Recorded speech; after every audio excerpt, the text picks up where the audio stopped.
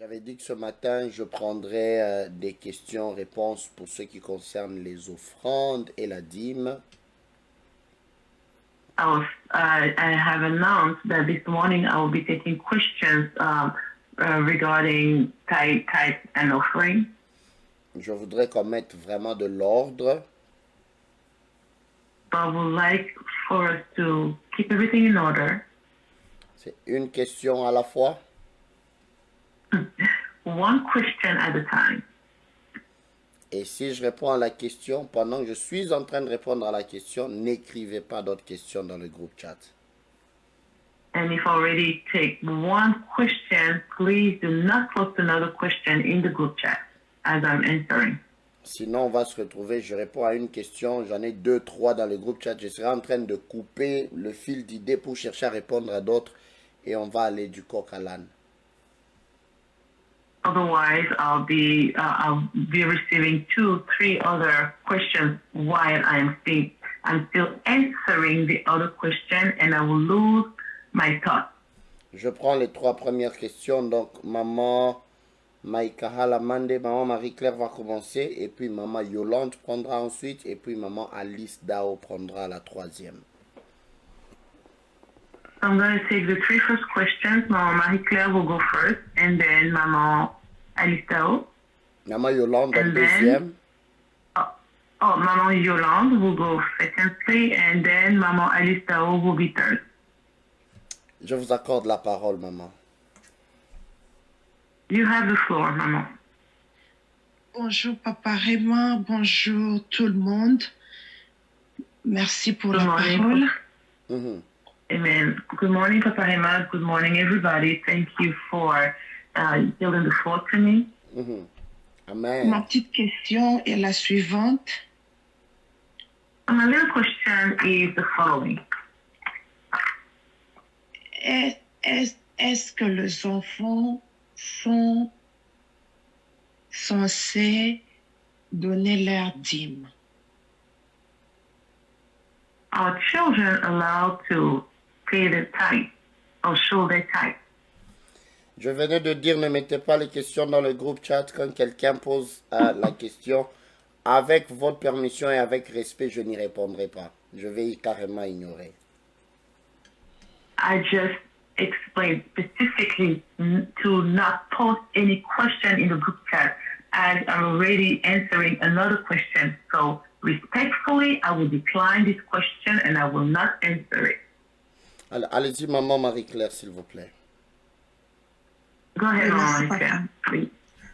Ma question était la suivante. Est-ce que les enfants sont censés donner leur dîme?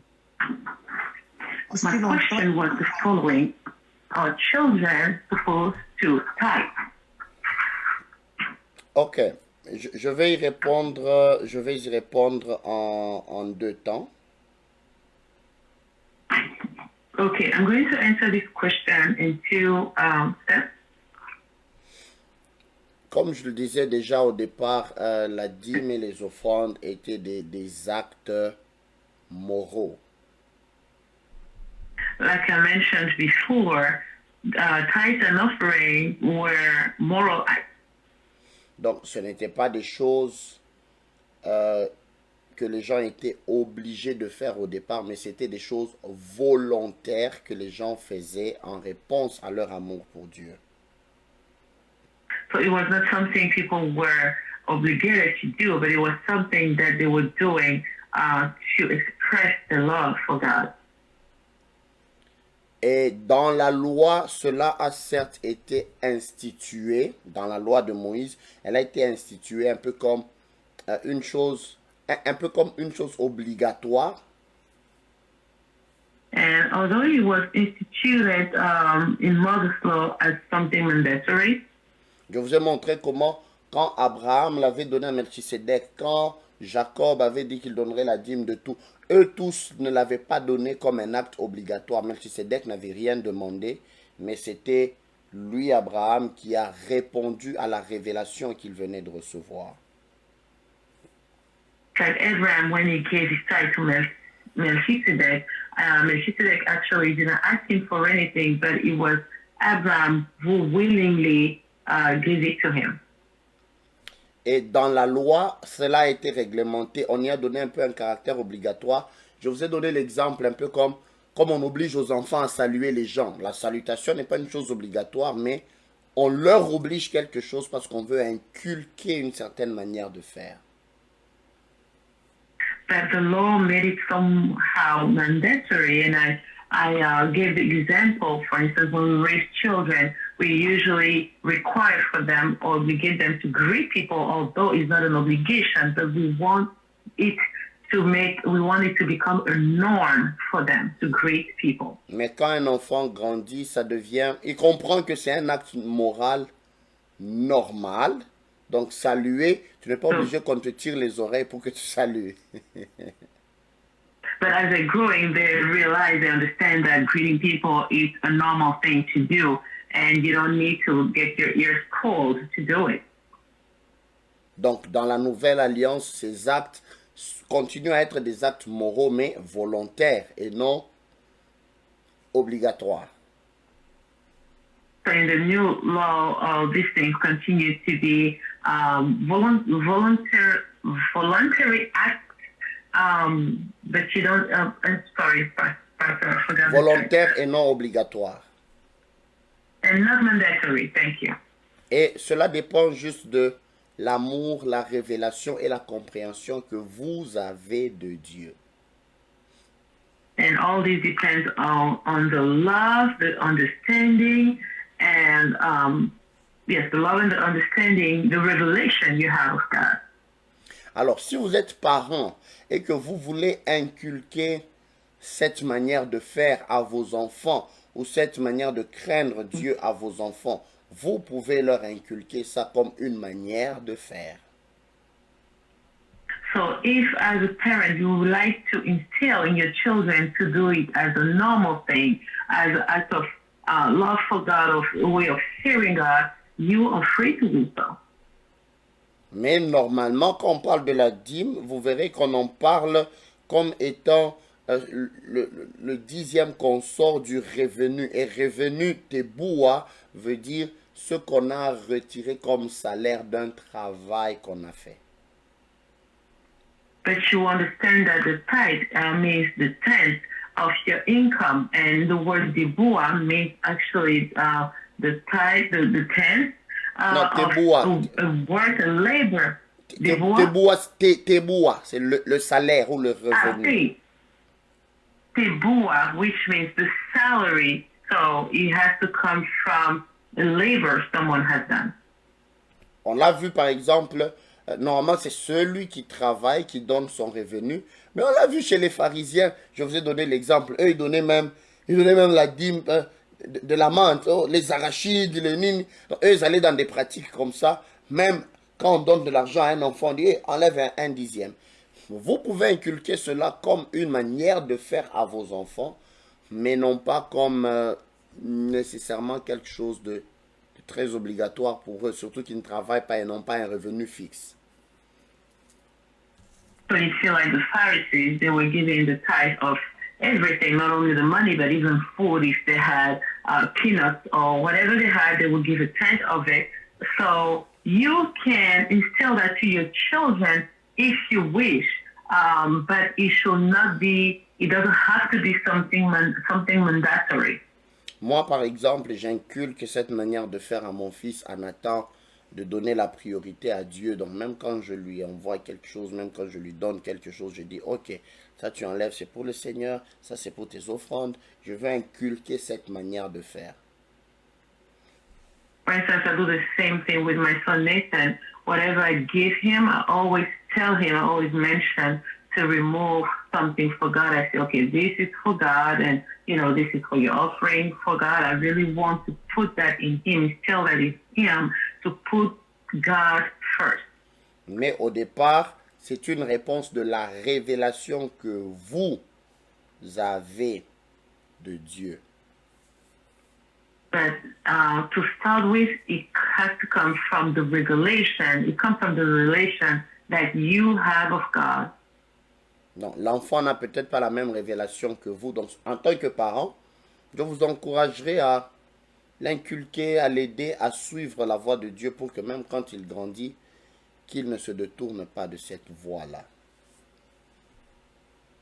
So maybe the child doesn't have that in him, but as a parent, I will encourage you to instill that in him so that when he grows up, he will not depart from this teaching you have given him. J'ai répondu à la question? Did I answer your question? Satisfait. Merci beaucoup. Merci, maman, I'm maman satisfied. Marie-Claire. Thank you very much. Maman Yolande. Thank you, Mama Marie-Claire. Sister Yolande. Bonjour mon papa Raymond. Bonjour, ma maman Good Yolande. morning. Ma question est ceci.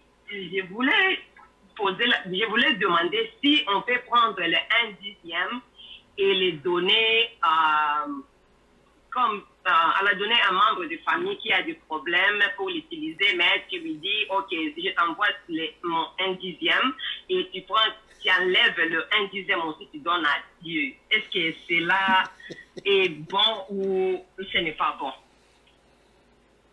My question is to know if we can also pay our tithe by, for instance, giving our tithe to a family member in need, but reminding them while doing it that they should also take away a tithe, 1/10 of that money to pay the tithe to the Lord. Voilà. À cela, je vais répondre ceci. So I'm going to answer this. Au fait, la pensée de la dîme, c'est un acte moral envers Dieu. Je montre que j'honore Dieu. So the initial thought behind paying the tithe is to honor God. We are showing God that we honor Him. Et avec ça, c'est pour aider l'œuvre de Dieu, la maison de Dieu, les démunis et tout le reste, mais avec comme soubassement Dieu. And the idea behind it is to take care of any needs of the house of God and anything pertaining to the house of God or the work of the Lord. Mais alors que quand j'aide quelqu'un de la famille, ça rentre dans le cadre de prendre soin des miens. But if I pay my tithe to a family member, it will be as if I'm actually helping my family. La Bible déjà nous encourage nous-mêmes à prendre soin des nôtres. Et la Bible dit, celui qui ne prend pas soin des siens, surtout de ceux de sa famille, il est pire qu'un infidèle. Il a renié la foi et il est pire qu'un infidèle. And the Bible is asking us to actually take care of our family. The Bible actually says regarding that whoever is not taking care of his family is worse than an unbeliever. C'est dans 1 Timothée chapitre 5 verset 8. It's in 1 Timothy 5 verset 8. chapter 5, verse 8. J'insiste sur Belinda, ne mettez pas de questions quand je réponds à une question. I insist, Sister Belinda, please do not put the questions while I'm answering a question. Je vais l'ignorer complètement, ne me prenez pas mal. I will completely ignore you. Please do not take it badly. La Bible dit, si quelqu'un n'a pas soin des siens et principalement de ceux de sa famille, il a renié la foi et il est pire qu'un infidèle. The Bible says, but if anyone does not provide for his own, and especially for those of his household, he has denied the faith and is worse than an unbeliever. Donc la charge qu'on a ou la responsabilité qu'on a pour nos familles, c'est une autre paire de manches qui est différente de la relation qu'on a avec Dieu. So the responsibility we have toward our family is totally different than the responsibility that we have toward God. C'est comme Jésus était en train de dire, la responsabilité civile de quelqu'un est différente de sa responsabilité spirituelle. It's like Jesus was saying that the civil responsibility of someone is totally different from the spiritual responsibility. C'est pour ça qu'il a dit, par exemple, dans Matthieu 22, 21, rendez à César ce qui est à César, rendez à Dieu ce qui est à Dieu. Donc, tout ce qui est, par exemple, de la loi civile et tout le reste, bon, c'est civil, c'est entre nous. Si c'est les taxes, c'est autre, payer les taxes. Mais quand il s'agit de Dieu, il s'agit de Dieu. Mettez une nette séparation entre soins de la famille, soins de l'État et ce qui concerne honorer Dieu. That's why Jesus made a clear separation between and said that we should. He said, "Render therefore to Caesar the things that are Caesar," which means that we should render God what belongs to God, and I'm sorry, Yeah. Pastor, I'm lost. Donc, qu'on mette une nette séparation entre aider la famille en tant que famille et Yes. donner quelque chose dans le sens d'honorer Dieu. C'est vraiment deux choses différentes. Amen. So there should be a clear difference between helping our family and honoring the work of God. Two different things. Et c'était le piège dans lequel le peuple juif était tombé.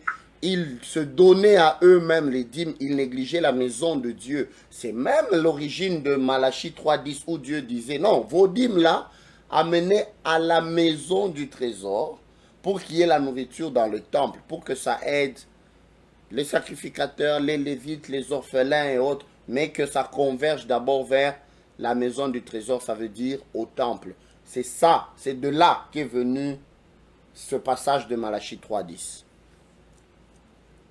So, and you know, the children of Israel fell into that trap. They were paying the tithes to themselves.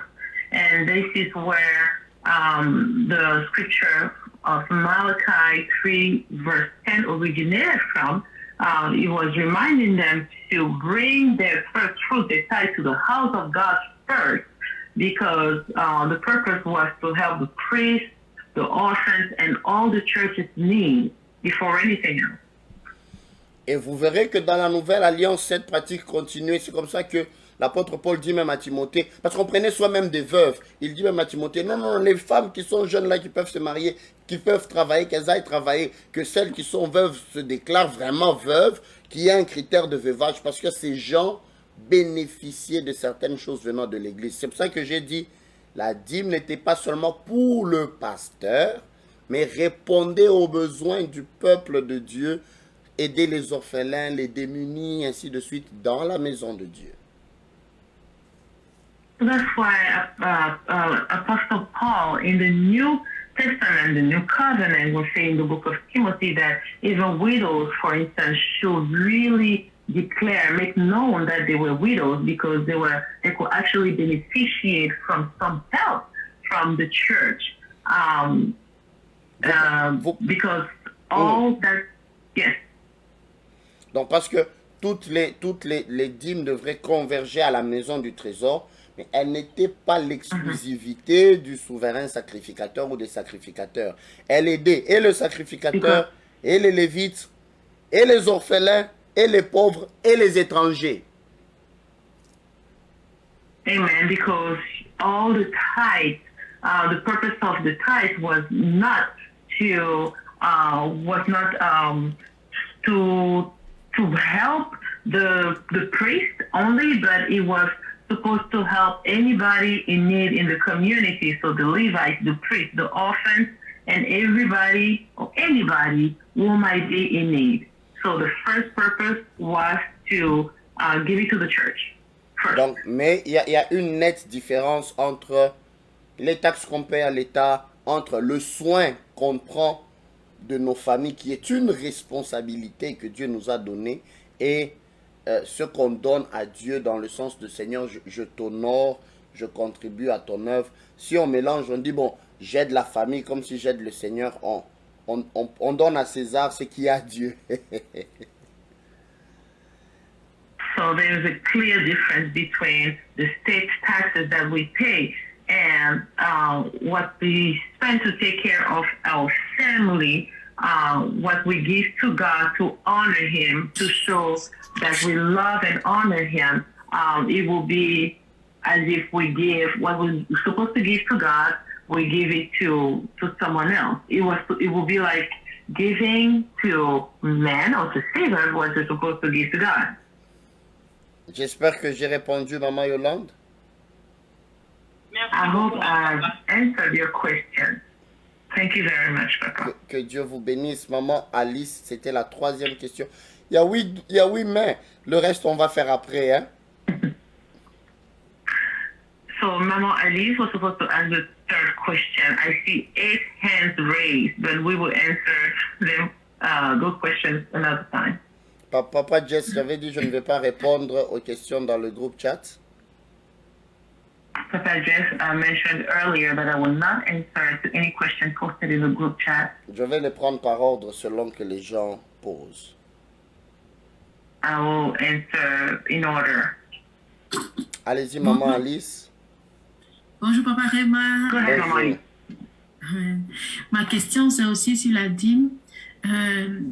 C'est par rapport au système canadien.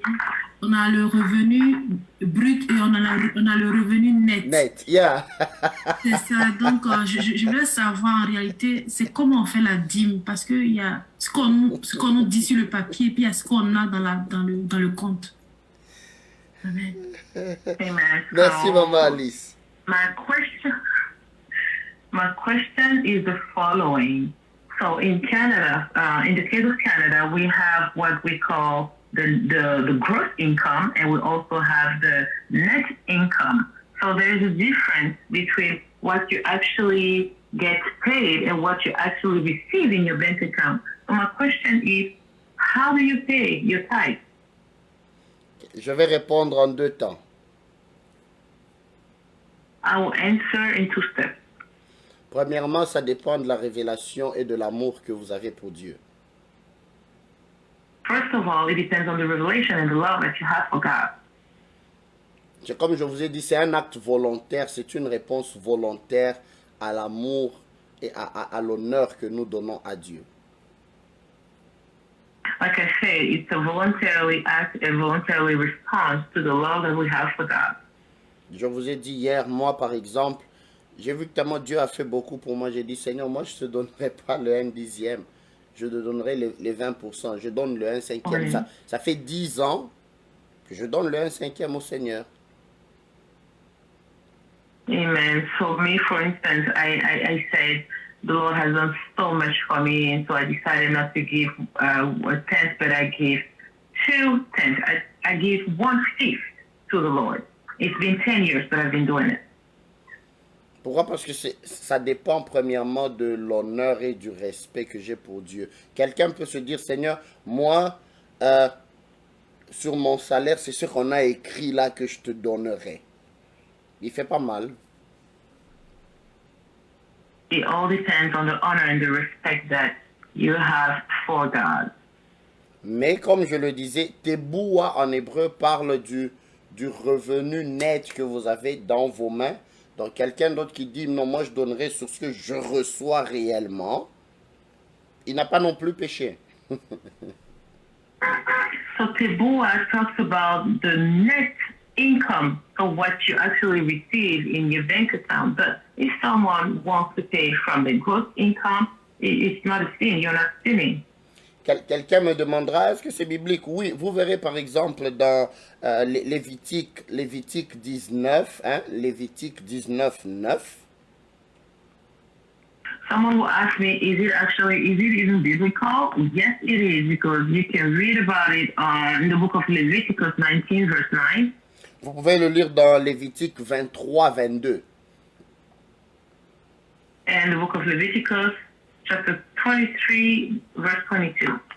Les gens avaient des champs et le Seigneur leur demandait expressément pour dire, quand vous allez faire la récolte là, laissez un coin, ne les récoltez pas, laissez-le pour les étrangers, pour les démunis qui viennent aussi trouver un peu de nourriture. So people had fields, and when the harvest time would come, the Lord would tell them to leave a corner untouched, do not harvest a certain corner, so that people in need, strangers or whoever in need, will be able to come and harvest from it. Pourtant, ça fait partie de la grosse récolte du champ. Mais le coin qui restait non récolté, c'était pour l'étranger, pour les pauvres. Ils ne le comptabilisaient pas dans le 1/10 de leur revenu. But it was part of the general harvest of that field, but they would not touch that part, and they would not even count it as the 1/10 of their total income. Je sais pas. Ah, ok. Je ne sais pas si vous comprenez. I don't know if you understand. Il Oui, disait, merci. le coin qui reste là, ne le récoltez pas, laissez-le pour les pauvres, pour les étrangers. C'était comme une sorte de 10e, mais ils ne comptabilisaient pas dans la récolte nette où ils prélevaient leur dîme. Ce coin-là n'était pas comptabilisé parce qu'il était comme laissé à la source. So that part of the field was not counted among the big harvest. They will leave 1/10 of the field for strangers, for people in need, and they will not count it as a part of their tithe. Yeah, ils ne comptabilisaient pas ça. Comme je vous ai dit, Lévitique 19:9, Lévitique 23:22. Ils comptabilisaient dans ce qu'ils récoltaient nettement et qu'ils avaient en main. C'est de ça qu'ils enlevaient la dîme. So they will not count that part of the field as the tithe. They will count whatever they will actually harvest, and they will take the tithe from it. Mais quelqu'un d'autre, lui, il peut se dire, bon, moi, je vais donner la dîme de mon salaire net, qui est mon vrai salaire. Quelqu'un d'autre peut dire, bon, puisque les taxes là que je donne, on dit rendez à César ce qui est à César, j'ai déjà donné à César, moi, je compterai ma dîme de mon salaire brut. Il ne fait pas mal non plus. L'idée, au fait, derrière n'est pas combien d'abord tu donnes. L'idée, c'est d'abord honorer Dieu, le mettre en premier. Amen. So someone can pay the tithe from their net income, but someone can also decide to pay from their gross income, and they are not sinning. It depends on the person. It depends on the main idea behind it is first to honor God. Et l'amour qu'on a de Dieu va au-delà juste d'un simple chiffre. Je vous avais dit pourquoi le 10e, parce que Asseré vient de Assar, et Achar veut dire accumuler les richesses. C'est comme une forme d'alliance. Seigneur, je me confie en toi pour qu'en t'honorant toi, que mes richesses soient préservées et accrues. C'est ça la signification derrière.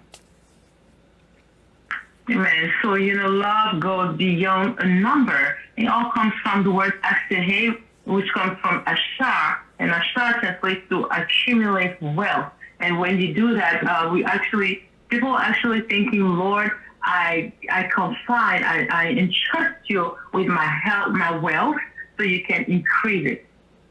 Et troisièmement, enfin, pour finir, ça dépend de si vous êtes égoïste et si vous avez un grand cœur moral pour honorer le Seigneur avec vos biens. And the third point is also if you are selfish or if you have a big heart, you want to honor the Lord with your wealth, your material blessing. Vous vous rendrez compte que la différence n'est pas souvent assez grande. Hein? You'll see that the difference is there's no big of a difference. Je donne un exemple, celui qui gagne 5 000 $ par mois et celui qui gagne, et après taxe, il reste avec 4 000 par exemple. Donc 400, 500 $, c'est une différence de 100 $. Donc quelqu'un dira 100 $ c'est beaucoup, mais quelqu'un d'autre dira 100 $ pour le Seigneur, je peux même faire mieux. You see that someone may earn $5,000, and after taxes, they will remain with, Pastor, did you say 4,000? Mm-hmm. $4,000, and then they will give $100 and think, oh my word, $100 is too much. Mais pour quelqu'un d'autre, il dira 100 $. C'est rien. But another person, amen, another person would think that $100 is not really much. It's not that much. Mais pour rester biblique, c'est pour ça que je vous ai cité Nombre 19:9 et Nombre 23:22, que les gens comptabilisaient le teboua le salaire net, même dans les champs, la récolte nette, la partie qui restait non récoltée était pour l'étranger, était pour les pauvres, et cela n'était pas comptabilisé dans le gros. Pourtant, ça faisait partie de la récolte. And that's why I mentioned Leviticus 19:9 and Leviticus 23:22, where the main field was not totally harvested. They will leave 1/10 of the field, although it was part of the great harvest. They will leave that part untouched, but they will not count that that part that they left unharvested as part of their tithe. La manière dont je vois les doigts levés, ça fait 10 mains qui sont levées. Je comprends que beaucoup de gens ont été victimes des escroqueries, alors ils disent, non, moi je veux seulement que les choses soient clarifiées. I see many hands raised. We have about 10 hands raised now. I understand that a lot of people have been scammed and they need clarification regarding tithe and offering. Alors, exceptionnellement aujourd'hui, si vous avez besoin que je continue à répondre, je peux encore revenir à 18h10 pour répondre à nos questions, mais juste répondre vraiment aux questions. Ça sera la toute dernière séance. Je dois me reposer aussi un peu. Amen. So exceptionally, if you have more questions, I will take more questions tonight. Let's say around 6 past 10. That is going to be the very last time I answer this question. Donc, si toutes les personnes qui ont des questions, c'est pas obligatoire pour tout le monde, mais toutes les personnes qui ont des questions, vous pouvez venir. On fait la dernière séance. Comme il est 7h37, on doit arrêter là. Mais à 18h10, je vais continuer à prendre les questions comme ça. On va essayer de nous éclairer selon ce que la Bible dit. So because it's 7:37 already, we have to stop. But I will take more questions later. If you have questions later, I will gladly answer them. But we are going to answer these questions based on what the scriptures say. Mais déjà, retenez-le comme je vous l'ai enseigné depuis toutes ces séances. Les offrandes, les dîmes sont des actes moraux qui sont soumis à une loi morale. But remember what I said earlier, tithe and offerings are based on moral acts. Yes. Yeah, moral law. Oh, moral laws. Thank you, Pastor. Et la loi morale a existé avant la loi mosaïque et pendant la loi mosaïque, elle a même été un peu renforcée. Mais dans la grâce, la loi morale continue, non pas comme une obligation, mais comme un acte volontaire. Amen. So those moral laws were existed before the Mosaic laws, and the Mosaic laws actually enforce them, but they are not mandatory. They are actually voluntary. C'est un peu comme je vous dirais aujourd'hui le respect qu'on a pour les parents. Avant Moïse, les enfants respectaient les parents. Dans la loi, on est venu renforcer ça. Du temps de la grâce, Jésus est mort pour nous à la croix, mais ce n'est pas parce qu'il a accompli la loi qui nous dit ne respectez plus les parents. Non, on continue à les respecter parce qu'il s'agit d'une loi morale. Amen. If, for instance, when it comes to respecting parents, we were respecting parents before Moses' time, and it was enforced. It may have been enforced during Moses' time, but people have been respecting their parents even before that.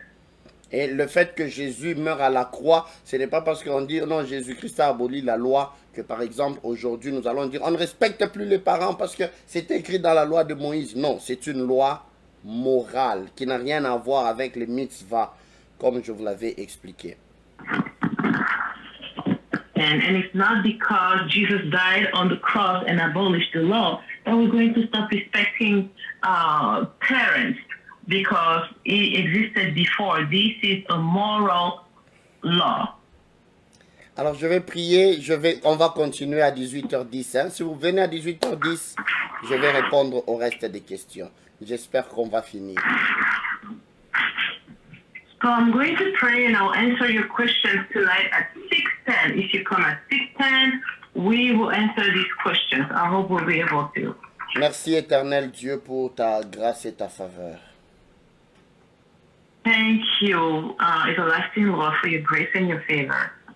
Tu es bon et tu es merveilleux pour nous. You are good and you are wonderful to us. Que ton nom soit béni, que ton nom soit élevé et merci pour ces enseignements que tu nous donnes. May your name be blessed and may your name be exalted. Thank you for all these teachings that you've given us. Je prie que tu continues à nous éclairer encore par ta parole et que le Saint-Esprit vienne renforcer ces choses en nous. I pray that you continue to enlighten us through your word and that your Holy Spirit will enforce these things in us. Que toutes les fois qu'on donnera pour bénir ton peuple, pour bénir ton Église, que l'on le fasse de bon cœur et sans contrainte. I pray that every time we will bless your kingdom, we will give something to your kingdom, we will do it wholeheartedly and with no constraint. Bénis-nous et bénis ton Église, ô Dieu.